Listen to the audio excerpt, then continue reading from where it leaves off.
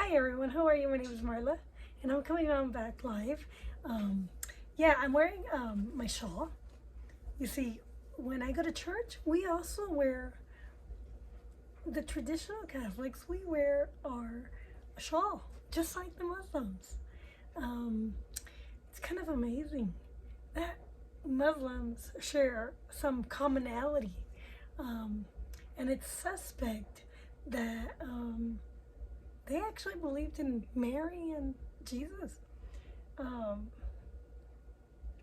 but I wanted to come on here and talk to you about the First Amendment and campaign financing and campaign advocacy and restrictions on the initiative process. There are restrictions, and I have a couple initiatives. Um, but the First Amendment has been interpreted as limiting the authority of the government to regulate the financing of political campaigns. So when I ran in the election, I found it really bizarre that here in Colorado, our campaign finance laws really limit the candidate's ability to raise money.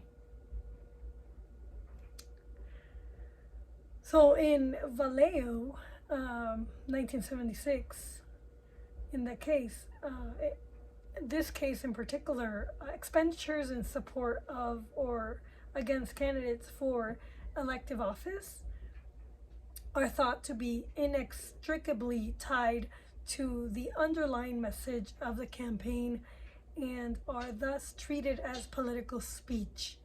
In my campaign, I see political speech was limited to me.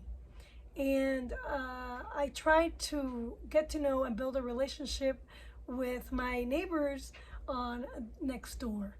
And I believe next door violated my right as a candidate to reach my neighbors on next door. And I'm thinking of suing next door for their violations of political speech.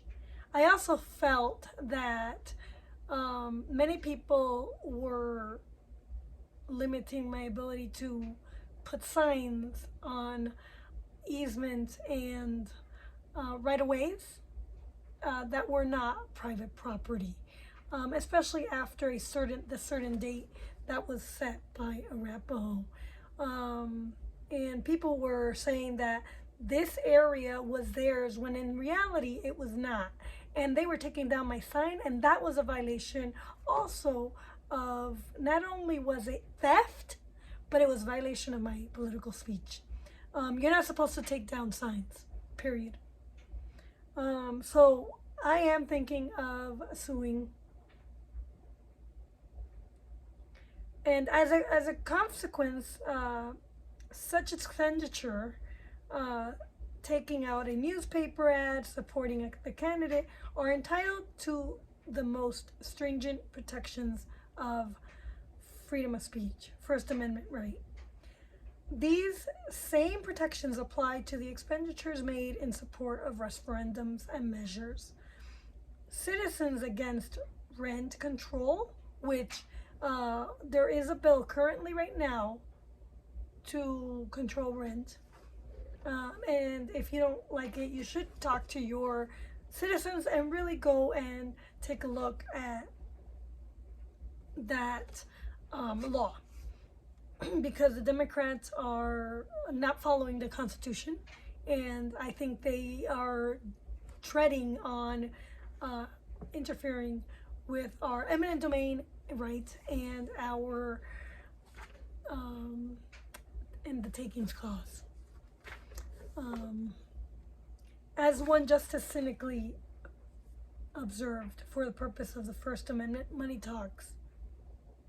Although the court has recognized the importance of and legitimacy of the government's interest in preventing corruption or the appearance of corruption in the electoral and referendum process, The court has rarely found that interest sufficient to justify restrictions on direct expenditures made by a candidate or a candidate's supporters.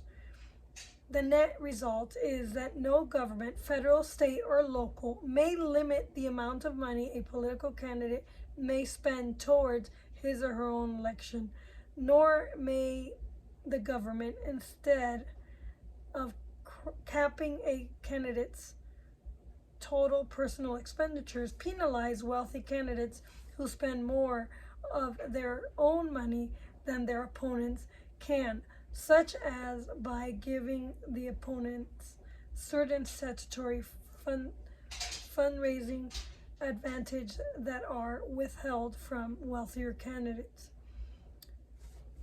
Now, this right here is kind of interesting. So the government may not limit the amount of money a political candidate may spend towards his or her campaign, and the government cannot cap a candidate's total personal expenditure or penalize wealthy candidates.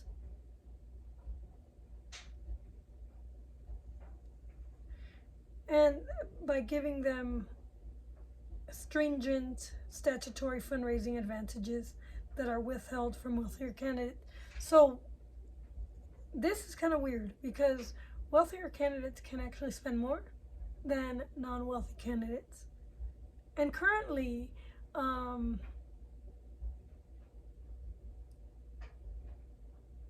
Democrats do get an upper edge on this fundraising because they've learned to use nonprofit corporations to raise money, and those nonprofits move their campaigns more than the Republican Party.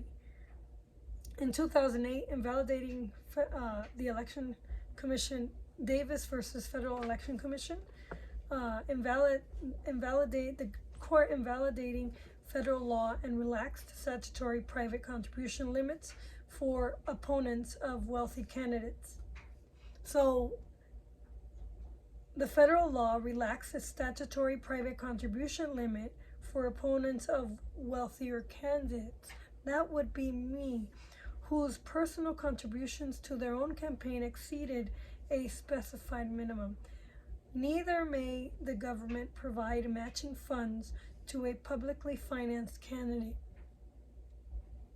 That is questionable on whether our Democrat Party is being funded, has a matching fund for candidates to offset expenditures over a specified threshold by a privately funded candidate.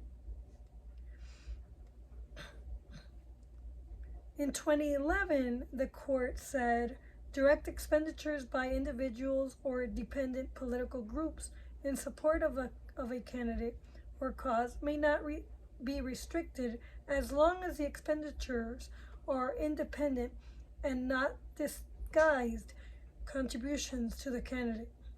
So here it's saying that direct expenditures by an individual or independent political group in support of a candidate may not be restricted as long as the expenditures are independent and not disguised contributions to the candidate. So that one is questionable right there on whether these Democrats are being illegal and whether they're actually getting contributions and that are disguised.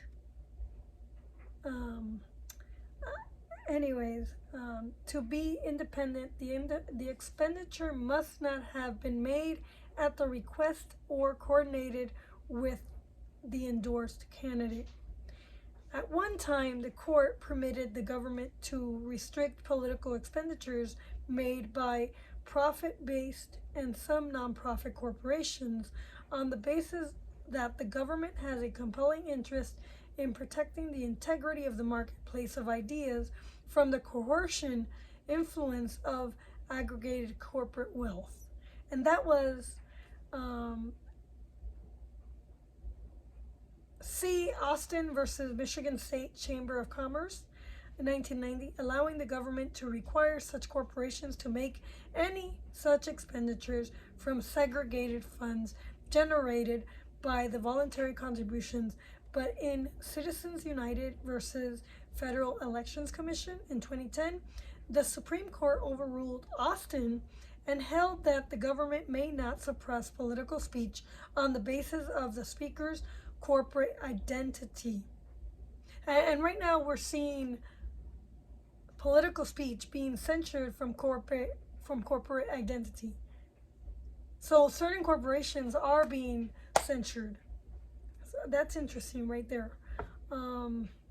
No sufficient governmental interest justifies limits on the political speech of nonprofits or nonprofit corporations. In short, a corporation is fully entitled to make unlimited independent expenditures on behalf or in opposition to a candidate for political office. So corporations are entitled to make expenditures, unlimited independent expenditures on behalf of the candidate. I think this is a mistake, and I see the problem with this right here. I don't know what justice actually ruled on that, but I need to investigate that further, because I definitely see how corporations are influencing elections and hurting the average person who may not be aware of the issues and is electing candidates just on the basis of Democrat or Republican. There is, however, an important distinction between political expenditure and political contribution. While the authority of the government to restrict expenditure in political campaigns is severely limited by the First Amendment and thus subject to strict scrutiny, to the authority to impose restrictions on the amount of a person's contribution to political campaigns is broader and subject to a less demanding standard of review.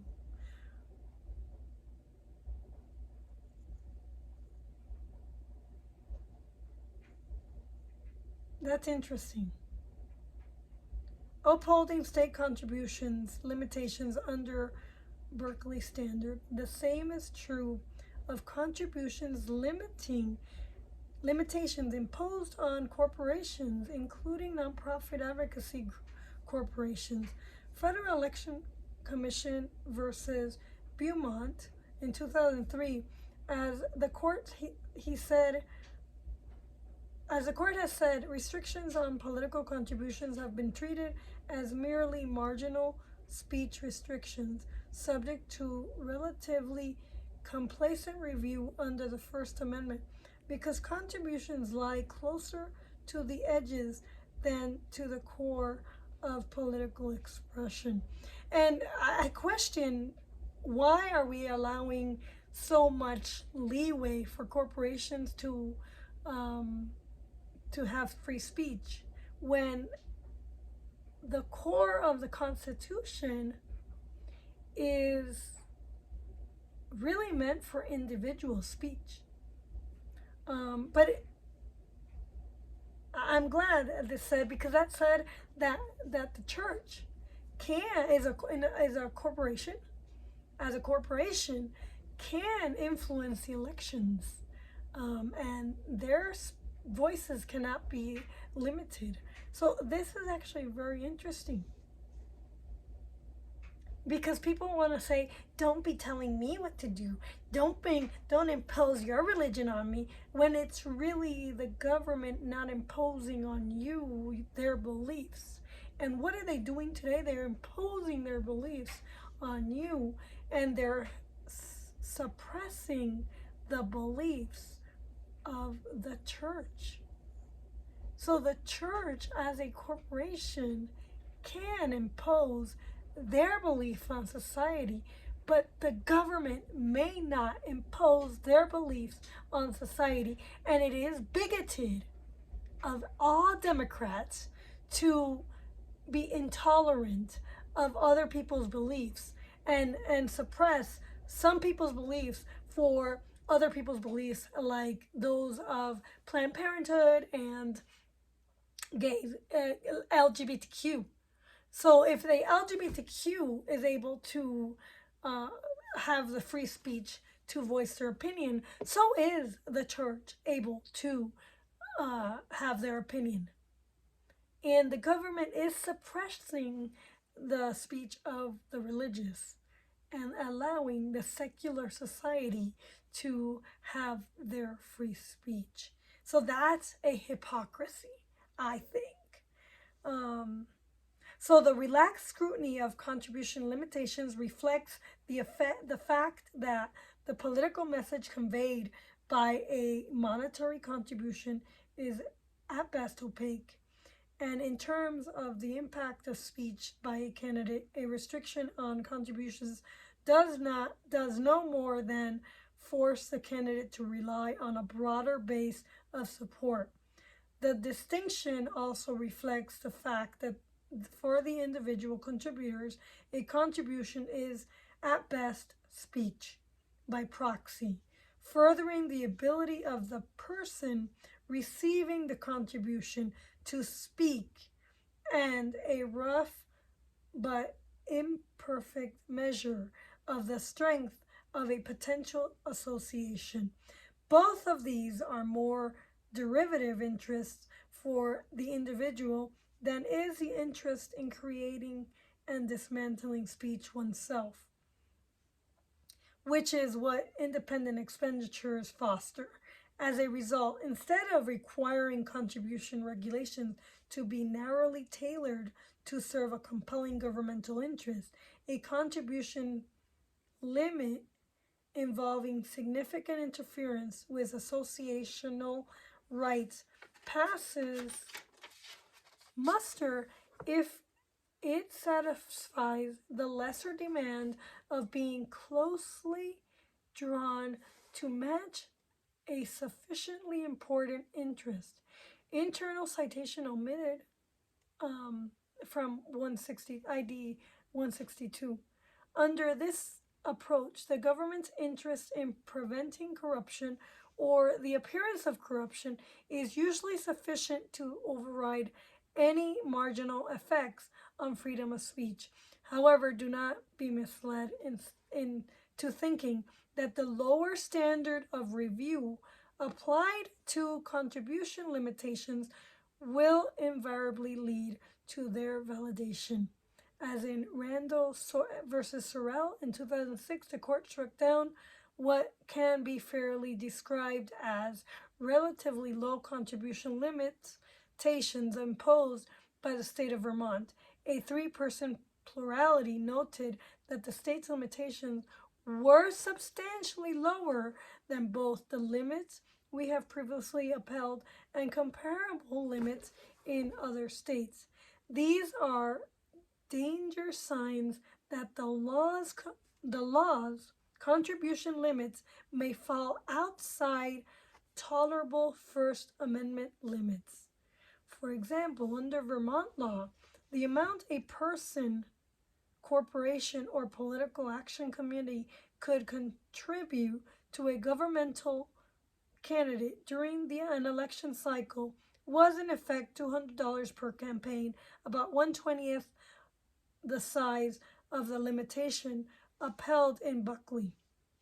In ruling that these limits ran afoul of the First Amendment, the plurality explained that imposition of such low limits posed a significant risk of undermining the ability of a candidate running against an incumbent office holder to mount an effective challenge. Unfortunately, given the absence of a majority opinion, there is no test for measuring how low is too low. In fact, in large part, the resolution of that question will depend upon the persuasiveness of expert testimony as to the overall impact of any particular limitation on the ability of opposition candidates to mount effective campaigns. striking down measures that limit. So in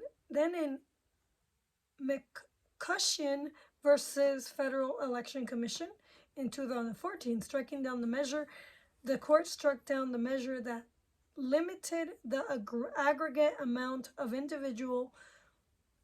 individual could contribute to all candidates or committees during a single election cycle.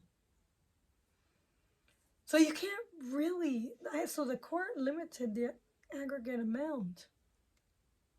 There is something here, but I can't really discuss my thoughts because that's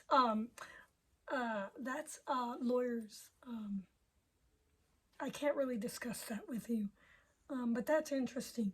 Note that the protection afforded independent expenditure created a rather easy method for circumventing any restrictions on contributions. Amounts that cannot be contributed to a candidate can be spent in support of that candidate as long as the expenditures are independent. Federal Election Commission versus the National Conservative Political Action Committee, Colorado, that's 1985, and Colorado Republican Federal Campaign Commission versus Federal Election Commission, 1996, Colorado 1. Expenditures by a political party used to attack rival parties' candidate, but before its own candidate's nomination, deemed independent and fully protected. Of course, if a third party's expenditure on behalf of the candidates are not independent, if they are coordinated with the candidate, then those expenditures will be treated as the functional equivalent of a contribution and subjected to the appropriate federal election campaign FECA limitations. So in 2001, the Colorado Republican Party challenged a provision of FECA that treated a political party's coordinated expenditures on behalf of a congressional candidate as the functional equivalent of contribution to that candidate. The party argued that its coordinated expenditure should receive the same constitutional protections as its independent expenditure. Political parties' truly independent expenditures are protected. Unlike other supporters of a political candidate whose non-independent expenditures are subject to FECA, the party explained that the sole reason for a political party's existence is to support candidates for office. So the sole existence of the Democrat Party and the Republican Party are to support the candidates for office. Hence, the parties view a political party's expenditures on behalf of an affiliated candidate, regardless of the independence of those expenditures, go to the very heart of the party's mission, which is to engage in political speech. The government argued that treating a political party's coordinated expenditure as contribution was necessary to prevent circumvention of FECA's legitimate limitations on contribution. A party's right to make unlimited expenditures coordinated with a candidate would induce individual and other non-party contributors to give to the party in order to finance coordinated spending for a favored candidate beyond the contributions limits binding on them. This really bothers me a little bit because I feel that that our founding fathers were not in agreement with political parties because they become corrupt. And I do see not so much the corruption of I do see corruption of the candidates, and I do see corruption in the parties themselves.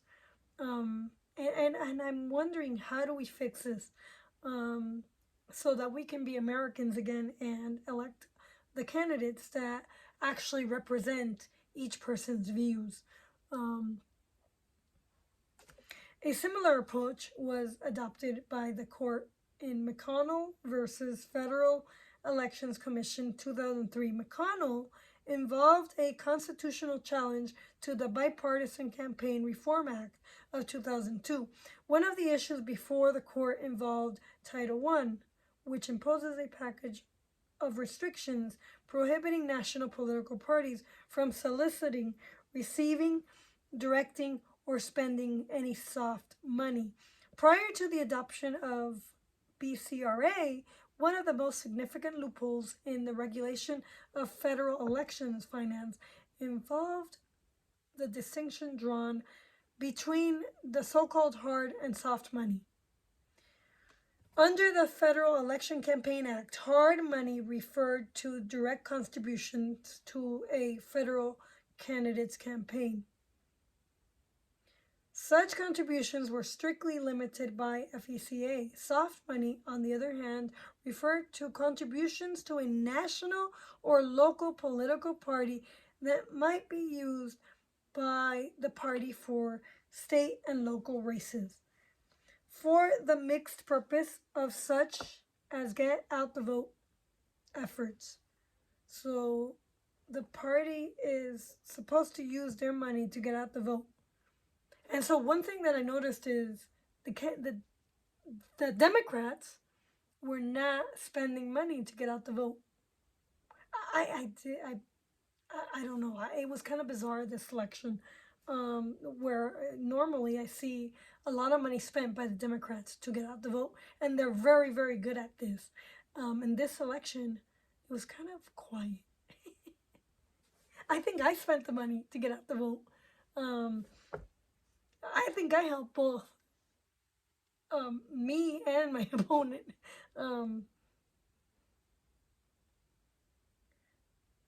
So over time, the soft money began to be used to indirectly finance and support the elections of federal candidates. For example, a party might use soft money to pay for an issue ad that included the candidate's name and noted their position on a particular issue, but that did not expressly ask the recipient of the message to vote for or against either candidate.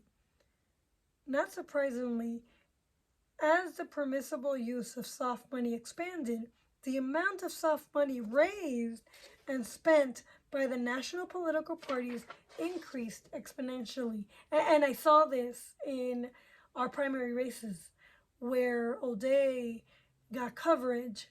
That was soft money for a particular issue. But it also said vote against.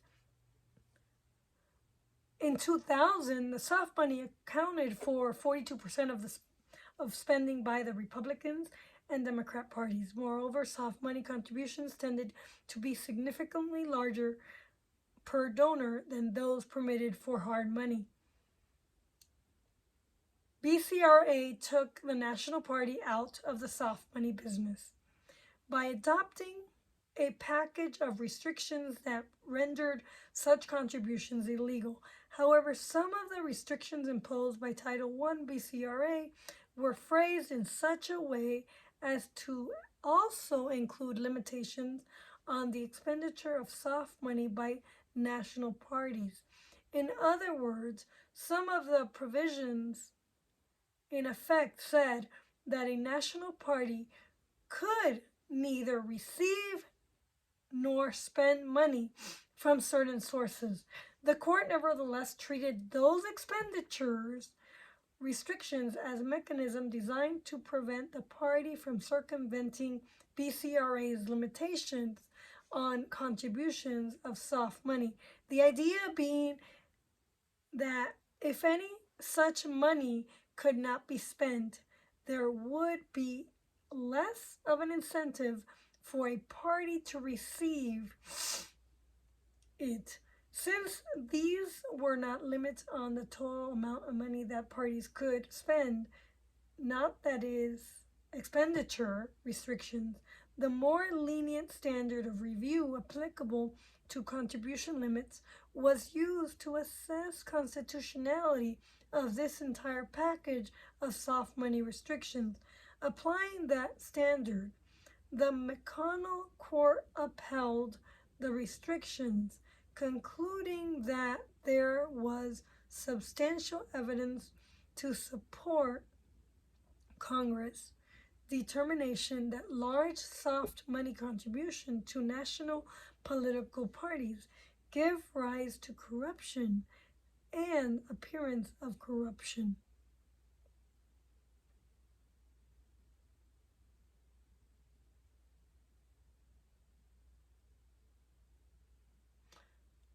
I think there is corruption, but that's my opinion. You can have your own opinion, and comment below and let me know what you think.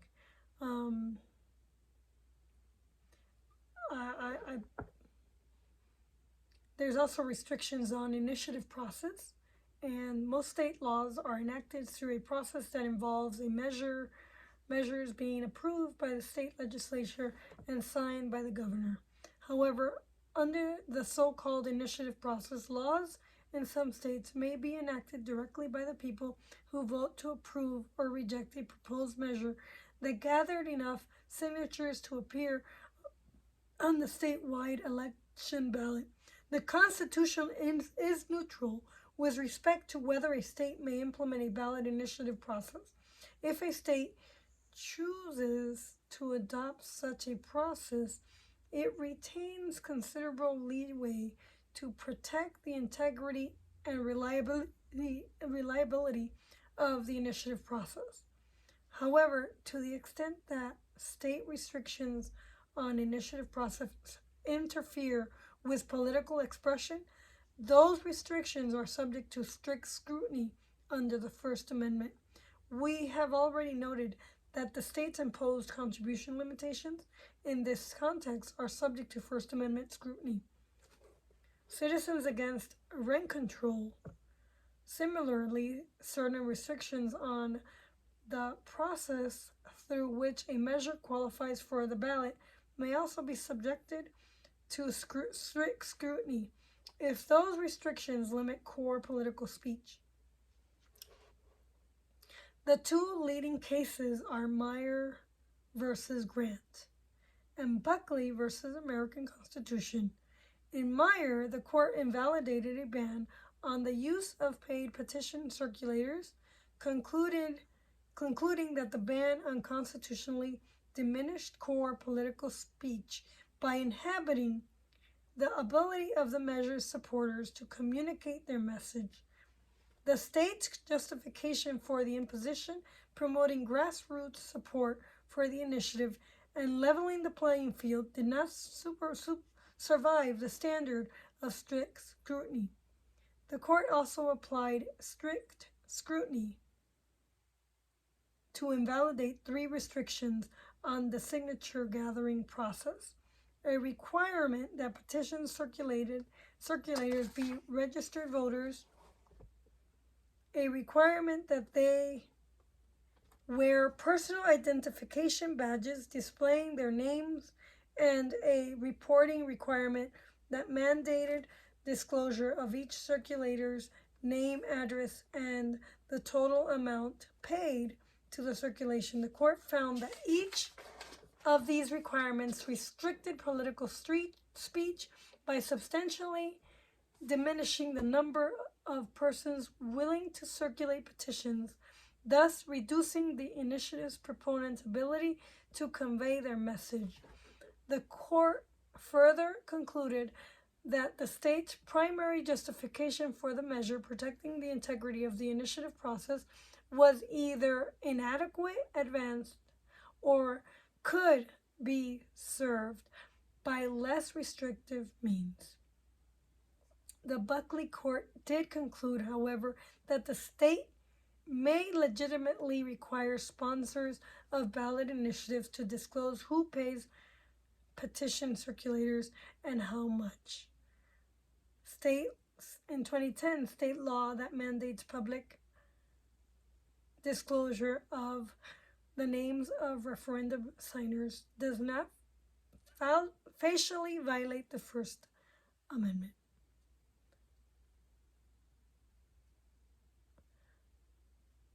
And commercial speech. Oh, I love it.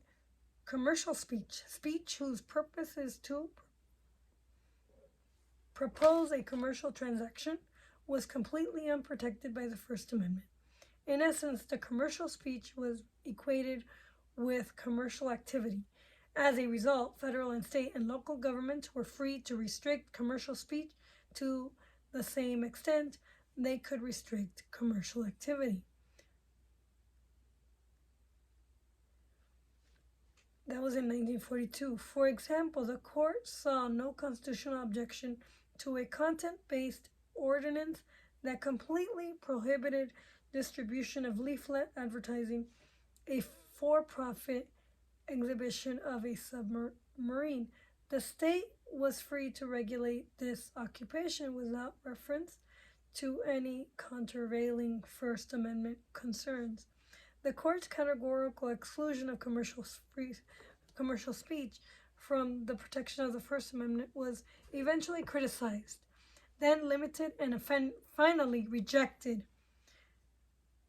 As will be developed below, the court eventually adopted a type of mid-level scrutiny to measure the constitutionality of content-based restrictions on commercial speech.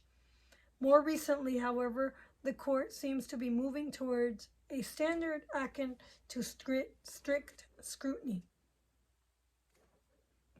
The definition of commercial speech. The mere fact that a speaker seeks to profit from expensive activity, however, does not necessarily transform that activity into commercial speech. For example, a good many motion pictures are made for the primary purpose of economic gain. Nor are books or newspapers, most of which are published with a profit motive, deemed to involve commercial speech. With respect to these media, the profit motive usually runs parallel with an expressive content that is not necessarily commercial. It is that expressive content that defines the character of speech.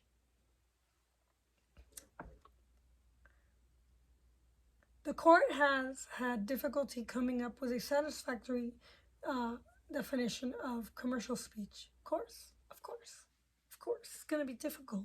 Can't really restrict it, so coming up with a definition is going to be hard.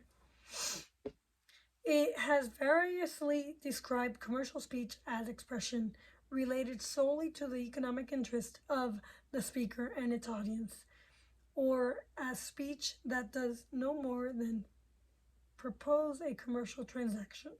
More recently, it has sought to narrow the definition by stating that the proposal of a commercial transaction is the test for identifying commercial speech.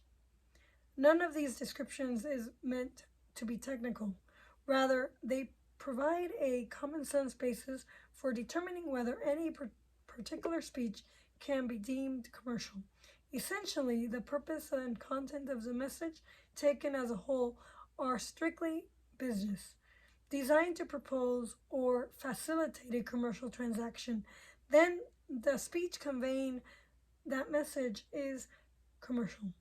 If not commercial, label may be inappropriate. Price advertising for a specific product is an obvious instance of this category, just as political advertising, even when it seeks monetary contribution, is not. The former invites the listener or reader to buy a product. The latter invites the recipient to invest in a political debate. Between the alternatives are a number of subtle variations in which invitation to transact business may not be explicit. is nonetheless at the heart of speech, or in which the invitation is so closely tied to a matter of public import as to negate any inference that the speech is merely commercial, or in which clearly commercial speech is combined with speech that is non-commercial in nature. There is no precise test for measuring these variations, and unfortunately, the court often applies the commercial speech label in a question-begging fashion. As mere mortals, however, we must assess the facts of each case with an eye towards discovering the precise speech value at stake. Common sense is often key. And I would say that speech in the First Amendment is not to be abridged. And I can see why political speech or commercial speech would be hard to define. Because the First Amendment says Congress shall make no law respecting an establishment of religion or prohibiting the free exercise thereof or abridging the freedom of speech of the press or of the right of the people to peacefully to assemble and to petition the government for redress or grievance. So I see here that Congress cannot abridge the freedom of speech. So restricting speech to a certain definition would be hard. Say, to what is hate speech? Hate speech, if any definition of hate speech, is going to abridge the speech of the individuals. And so in America, it would get into too many details and too many nuances, and you can't really control speech. But that's my take, and I just found that interesting.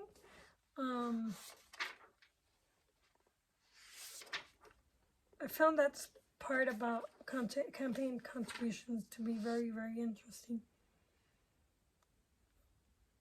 But that's it for today, and I just wanted to read from my law book because it has several cases in there, and I cannot really tell you exactly what my thoughts are on it because I'm not a lawyer, and but you could do your own thinking, and I could do my own reading, and together we can come up with solutions to solve the many problems in today's society. And hopefully that helps you, and that will definitely help me. So if you want to talk about it and collaborate over what I just read, feel free to comment below.